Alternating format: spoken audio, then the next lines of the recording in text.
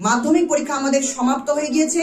বেশ কয়েকদিন আমরা কিন্তু মজাও করে দিয়েছি, বাট এখন একটু হলেও সিরিয়াস হওয়ার পালা এবং আমাদের সিদ্ধান্ত নিতে হবে আমরা আমাদের পরবর্তী জীবনে ঠিক কোন ফিল্ডে এগোবো। তোমাদের মধ্যে এই মুহূর্তে মূলত দু ধরনের ছাত্রছাত্রী রয়েছে, এক যারা পড়াশোনায় ভালো এবং পড়াশোনা করতে ভালো লাগে, এবং আরেক ধরনের ছাত্রছাত্রী রয়েছে যাদের পড়াশোনা ভালো লাগে না বা পড়াশোনায় অতটা ভালো নয়, করতে হয় তাই করি।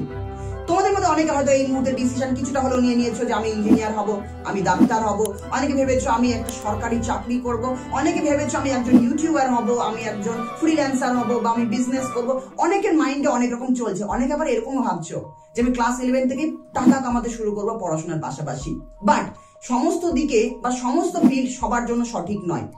তোমার জন্য কোন ফিল্ডটা সঠিক আজকের এই ভিডিওটা দেখলে তুমি বুঝে যাবে, এবং কোন ফিল্ডে গেলে আজ থেকে 6-7 বছর পর তুমি ঠিক কোন জায়গাতে পৌঁছাবে, তোমার কন্ডিশন ঠিক কিরকম হবে, মাঝখানে রাস্তাটা ঠিক কিরকম হবে, সমস্ত কিছু নিয়ে আজকের এই ভিডিওটা একটু বড় হতে পারে, বাট সমস্ত ফিল্ড সম্পর্কে একটা ধারণা তোমার থাকা দরকার যে আমি এই ফিল্ডে গেলে আগামী 7 বছর পর আমি এখানে পৌঁছাবো।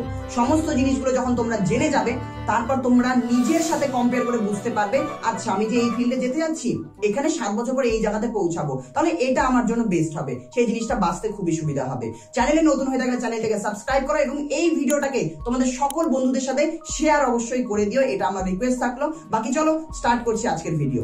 মাধ্যমিক পরীক্ষা শেষ, এখন তোমাদেরকে স্ট্রিম সিলেক্ট করতে হবে যে তুমি সায়েন্স নেবে না আর্টস নেবে না কমার্স নেবে। কমার্স সম্পর্কে আমার কোনো অভিজ্ঞতা নেই, তাই কমার্স নিয়ে আলোচনা করব না, সায়েন্স এবং আর্টস নিয়ে আলোচনা করব।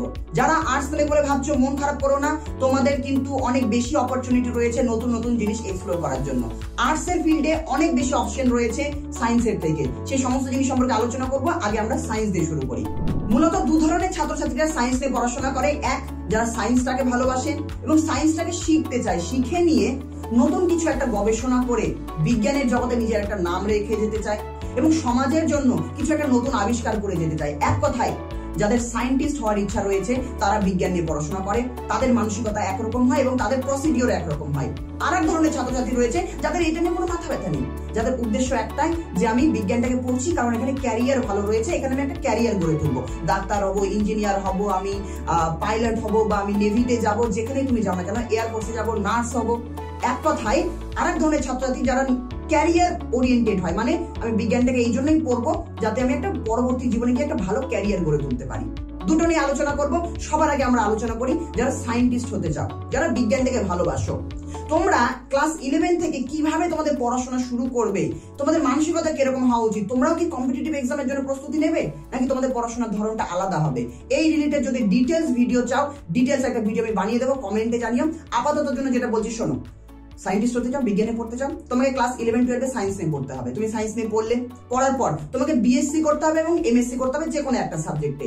11-12 সবকটা সাবজেক্ট মন দিয়ে ভালো করে পড়বে, তারপর সিদ্ধান্ত নেবে কোন সাবজেক্টে তুমি পরবর্তী জীবনে রিসার্চ করবে। তো বিএসসি এবং এমএসসি 5 বছর লাগবে পড়াশোনা করতে কলেজ লাইফে। হয়ে গেল। 5 বছর পর তুমি কি করবে, কোন একটা ভালো সংস্থাতে গিয়ে তুমি রিসার্চ করতে পারো বা তুমি পিএইচডি করতে পারো ভালো ইউনিভার্সিটি থেকে। তো যখন তুমি পিএইচডি করবে, সেই পিএইচডি তে তোমার মূলত গবেষণাটা চলবে যেই সাবজেক্টে তুমি পড়াশোনা করতে চাও। অনেক ফিল্ড রয়েছে, পরবর্তীতে অনেক কিছু জানতে পারবে।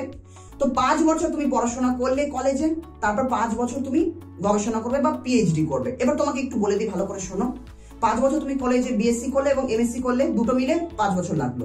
এবার 5 বছর পর যখন তুমি পিএইচডি করতে যাবে, সরকার থেকে তোমাকে একটা স্কলারশিপ দেওয়া হয়, সমস্ত কিছু জানতে পারবে পরবর্তীতে। সেই স্কলারশিপে প্রতি মাসে তুমি 40 থেকে 50 হাজার টাকার মতো পাবে। তার মানে 5 বছর পরই তুমি অনলি যদি পড়াশোনার দিকে মন দিয়ে তুমি চলো, অন্য কোনো দিকে যদি মাথা না ঘামাও, তবুও পিএইচডি করার সময় যেই 5 বছর তুমি গবেষণা করবে, সেই 5 বছর সরকার তোমাকে মাসে মাসে একটা ভালো টাকা দেবে, সেখান থেকে টাকা আসবে। 5 বছর গবেষণা করার পর অনেক ভালো ভালো সংস্থা আছে, সেগুলোতে তুমি জয়েন করতে পারো। বা তোমার যদি ইচ্ছে হয় যে আমি কলেজের প্রফেসর হবো, তাহলে তুমি অ্যাজ এ ক্যারিয়ার পিএইচডি করার পর একটা ভালো কলেজ বা ইউনিভার্সিটিতে বা আইআইটিতে তুমি অ্যাজ এ প্রফেসর হিসেবে জয়েন করতে পারো, সেখানেও বেতন অনেক ভালো। তো তোমার ক্যারিয়ারের চিন্তা করতে হবে না। সায়েন্টিস্ট যদি হতে চাও, এটা হচ্ছে তোমার রাস্তা। যারা এই ফিল্ডে যেতে চাইছো, তোমরা তোমাদের মধ্যে সবসময় এই মানসিকতাটা রাখবে যে আমি আমার কনসেপ্টটাকে ক্লিয়ার করব, বিজ্ঞানটাকে খুব ভালো করে বুঝবো এবং আমি আমার চিন্তা শক্তির বিকাশ ঘটাবো, থিঙ্কিং স্কিলটাকে বাড়াবো। মনের মধ্যে কখনো এরকম রাখবে না যে আমাকে এই পরীক্ষাটা ক্র্যাক করতে হবে, ওই পরীক্ষার জন্য আমি পড়াশোনা করবো না।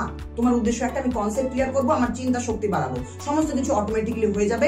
নিজেকে যোগ্য করে তুলবো, যে বিষয় নিয়ে আমি পড়াশোনা করি না কেন সেই বিষয় নিজেকে যোগ্য করে তুলবো। সফলতা নিয়ে বেশি ভাবতে যাব না, শুধু আমার মন, ধ্যান, জ্ঞান, চিন্তাধারা সমস্ত কিছু একটাই হবে, সেটা কি কনসেপ্টটাকে বোঝা এবং আমার থিঙ্কিং স্কিলটাকে বাড়ানো। এই ক্ষেত্রে 3 ইডিয়টস এর একটা দারুণ কথা রয়েছে, এই কথাটাকে অল টাইম মনে রাখবে। किसी महापुरुष ने कहा है कि कामयाब होने के लिए नहीं, काबिल होने के लिए पढ़ो। सक्सेस के पीछे मत भागो, एक्सेलेंस का पीछा करो। सक्सेस झक मार के तुम्हारे पीछे आएगी। আর একটা জিনিস, তোমরা কিন্তু তোমাদের পড়াশোনার পাশাপাশি প্যাশনটাকেও রাখতে পারো। তুমি যদি গান করতে ভালোবাসো, তুমি যে কোনো জিনিস যেটা তুমি করতে ভালোবাসো, তোমার পড়াশোনার পাশাপাশি সেই জিনিসগুলো কিন্তু তুমি কন্টিনিউ করতে পারবে, কারণ তোমার মাথাতে এক্সামের কোনো চাপ নেই। আচ্ছা, এবার তাদের কথা আসি যারা শুধুমাত্র ক্যারিয়ার গড়ে তোলার জন্য সায়েন্স নিতে চাইছো। তোমাদের হাতে মূলত দুটো অপশন রয়েছে। এক, তুমি মেডিকেল সায়েন্সে যেতে পারো, মানে তুমি ডাক্তারি লাইনে যেতে পারো, আর না হলে তুমি ইঞ্জিনিয়ারিং এ যেতে পারো। এছাড়াও আরো অনেক এক্সাম রয়েছে, অনেক ফিল্ড রয়েছে, কিন্তু সেগুলোর জন্য আলাদাভাবে প্রস্তুতি নিতে হয় না। এই দুটোর মধ্যে যে কোনো একটা প্রস্তুতি নিলে, এগুলো বড় বড় ফিল্ড, এগুলোর মধ্যে একটা প্রস্তুতি নিলে বাকি যা কিছু রয়েছে, তোমার আর্মিতে যাও, ইন্ডিয়ান নেভিতে যাও, তুমি যেখানে যাও না কেন, এয়ারফোর্সে যাও না কেন, বা তোমার যদি নার্সিং এ যাওয়ার ইচ্ছা হয়, ওগুলোর জন্য এক্সট্রা করে পড়তে হয় না। এই দুটোর মধ্যে একটা প্রস্তুতি নিলেই হয়। ওইগুলো নিয়েও আমি না হয় পরবর্তীতে আলাদা একটা ভিডিও বানাবো। আপাতত বলি, যারা মেডিকেল নিয়ে পড়বে তোমাদের ফিজিক্স, কেমিস্ট্রি এবং বায়োলজি লাগবে, এবং যারা ইঞ্জিনিয়ারিং এ যাবে তোমাদের বায়োলজি লাগবে না, তোমাদের ফিজিক্স, কেমিস্ট্রি, ম্যাথ এই 3টে সাবজেক্ট লাগবে। এবার যারা এই দুটোর প্রস্তুতি নেবে, ক্লাস 11 এবং 12 এই 2 বছর তোমার জীবনের সবথেকে কঠিন বছর হতে চলেছে। এই 2 বছর অনেক বেশি পরিশ্রম করতে হবে। এই 2 বছর শুধুমাত্র এই পরীক্ষাগুলোর জন্য বা এই ফিল্ডে যাওয়ার জন্য তোমাকে পড়াশোনা করতে হবে। অন্য কোনো দিকে মাথা ঘামানো যাবে না, অন্য কোনো দিকে সময় দেওয়া যাবে না। বন্ধুর সাথে আড্ডা মারাও ভুলে যাও। এই 2 বছর শুধুমাত্র এগুলোর জন্যই তোমাকে জান প্রাণ লাগিয়ে দিয়ে পরিশ্রম করতে হবে। এবার যদি তুমি ডাক্তার হতে চাও, ক্লাস 12 এর পরে তোমাকে নিট পরীক্ষা দিতে হবে, NEET। এই পরীক্ষা দিলে তুমি একটা পশ্চিমবঙ্গ হোক বা বাইরের হোক একটা ভালো তুমি ডাক্তারি কলেজে তুমি ভর্তি হতে পারবে। সেখানে ভর্তি হওয়ার পর 5 বছর তুমি MBBS পড়াশোনা করবে, তাহলে তুমি MBBS ডাক্তার হবে। 5 বছর পড়াশোনা করলে কলেজে উঠে। এবার তোমার যদি মনে হয় আমি কোনো একটা জিনিসে স্পেশালাইজেশন করব, একটা কোনো কিছু স্পেশালিস্ট হবো আমি, ঠিক আছে, সেক্ষেত্রে তোমাকে 2 বছর আরো পড়াশোনা করতে হবে, এবং 7 বছর পর তুমি একজন ভালো ডাক্তার হয়ে যাবে, স্পেশালিস্ট ডাক্তার, এবং সেখানে তোমার ক্যারিয়ারও ভালো আছে। এবং যদি তোমার ডাক্তার হওয়ার স্বপ্ন থাকে, তুমি এই পথে যেতে পারো। ডিটেলসে যদি ভিডিও লাগে আমাকে বলবে কমেন্টে, আমি বানিয়ে দেবো। যারা ইঞ্জিনিয়ারিং এ যেতে চাইছো তাদের বলি, 11-12 তুমি পড়াশোনা করলে তারপর জয়েন্ট এন্ট্রান্স বলে একটা এক্সাম হয়। ডিটেলসে ভিডিও চাইলে আমাকে বলবে, আমি ভিডিও দিয়ে দেবো। ক্লাস 12 এর পরে তোমাকে ওই পরীক্ষাটা দিতে হবে। ওই পরীক্ষাটা দিলে তুমি ভালো ভালো ইঞ্জিনিয়ারিং কলেজে ভর্তি হতে পারবে। এবার এই 2 বছর যেহেতু অন্য কোনো দিকে মন দাওনি, শুধুমাত্র ওই পরীক্ষার জন্য তুমি পড়াশোনা করেছো, একবার যদি তুমি ভালো কলেজে ঢুকে যাও, তারপরে তুমি তোমার ইচ্ছে মতো জিনিসগুলো করতে পারবে। যারা ইঞ্জিনিয়ারিং নিয়ে পড়াশোনা করছো, একটা ভালো ইঞ্জিনিয়ারিং কলেজে ঢুকে গেলে, যেখানে তোমার 4 বছর পর তুমি একটা ভালো প্যাকেজ বা একটা ভালো টাকা মানে চাকরি তুমি পাবে, এরকম ফিক্স থাকবে, এরকম কলেজে তুমি প্রথমে ঢুকে গেলে। এবার তোমার উদ্দেশ্য কি? ঠিক আছে, 4 বছর আমি পড়াশোনা করছি, এই কলেজের 4 বছর এবার তুমি ওই পড়াশোনার পাশাপাশি নতুন নতুন জিনিস এক্সপ্লোর করতে পারো। তোমার স্বপ্ন আছে আমি একটু ইউটিউবার হবো, ইউটিউবে ভিডিও বানাও, ইউটিউবে ভিডিও বানাও। আমি ভিডিও এডিটিং করার ইচ্ছা আছে, ভিডিও এডিটিং করো। ওয়েব ডেভেলপমেন্ট শেখার ইচ্ছা আছে, তুমি সেগুলো করো। ফ্রিল্যান্সিং করার ইচ্ছা আছে, সেটা করো। যা খুশি তোমার ইচ্ছা কলেজ লাইফে তুমি কিন্তু করার সময়টা পাবে, যদি তুমি ইঞ্জিনিয়ারিং এর এই ফিল্ডে যাও। কিন্তু 11-12 এগুলোর দিকে একদমই মন দেবে না, কলেজ লাইফে গেলে অনেক টাইম পাবে।